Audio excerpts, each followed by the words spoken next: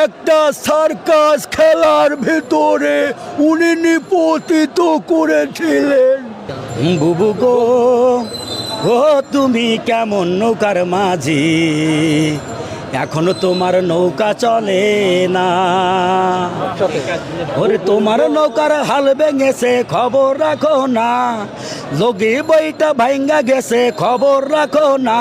বুবু গো, ও তুমি কেমন নৌকার মাঝি, এখনো তোমার নৌকা চলে না। বুবু গো, ও তুমি কেমন নৌকার মাঝি, এখনো তোমার নৌকা চলে না। গোটা জাতিকে একটা সার্কাস খেলার ভিতরে উনি নিপতিত করেছিলেন। সন্ধ্যা বেলায় সারাদিন পরিশ্রম করে মানুষ একটু বিনোদনের জন্যে টেলিভিশনের সামনে বলবে আর পালিয়ে গেছে কাউয়া কাদের, কেউ জানে না খবর তার।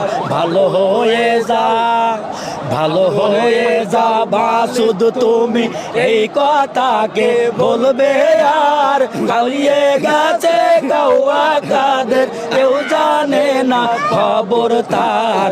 ভালো হয়ে যাও, খেলা হবে, খেলা হবে, এই কথাকে বলবে আর পালিয়ে গেছে কাউয়া কাদের, জানে না খবর তার। ভালো হয়ে যাও ও মাসুদ, ভালো হয়ে যাও মাসুদ তুমি, এই কথাকে বলবে আর পালিয়ে গেছে কাউয়া কাদের, কেউ জানে না খবর তার। ভালো হয়ে যাও।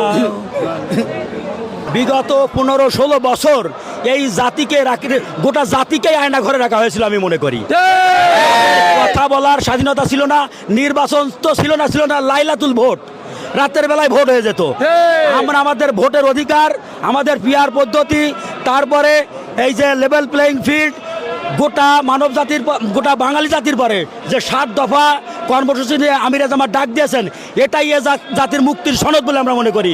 তাই আমিরে জামাতের ডাকে আমরা একতা পোষণ করে আমরা এখানে আসছি, গোটা জাতি যেন এই 7 দফা দাবি পূর্ণ হওয়ার মাধ্যমে আমাদের এই বাংলাদেশ অন্তত একটা উন্নত রাষ্ট্র হিসেবে পরিণত হয়। মানুষ জামাতে ভোট দেবে এ কারণে যে বিগত সময় মানুষ দেখেছে জামাত ইসলামের মাত্র 2টা মন্ত্রী ছিল। এই 2 জন মন্ত্রীর 1 পয়সা দুর্নীতি এ জাতি চিরুনি তল্লাশি করে, কম্বিং অপারেশন করে কোনোভাবে